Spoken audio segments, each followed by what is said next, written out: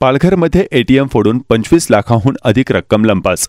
पालघर जिल्ह्यात रविवारी एका राष्ट्रीयकृत बँकेच्या एटीएममध्ये चोरट्यांनी सेंध मारून 25 लाखांहून अधिक रक्कम लंपास केल्याची घटना उघडकीस आली। ही घटना बोईसर परिसरात पहाटे 3:30च्या सुमारास घडली आहे, अशी माहिती अधिकाऱ्यांनी दिली। बोईसर पोलीस ठाण्याचे वरिष्ठ पोलीस निरीक्षक शिरीष पवार यांच्या म्हणण्यानुसार चोरट्यांनी एटीएममध्ये प्रवेश करून रक्कम लुटली आहे।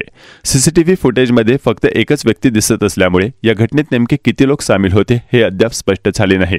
चोरट्यांनी एटीएम फोडण्यापूर्वी कॅमेऱ्यावर काहीतरी फवारल्याचेही निरीक्षकांनी सांगितले। या प्रकरणी भारतीय न्याय संहितेच्या संबंधित कलमांखाली गुन्हा दाखल करण्यात आला असून पुढील तपास सुरू आहे।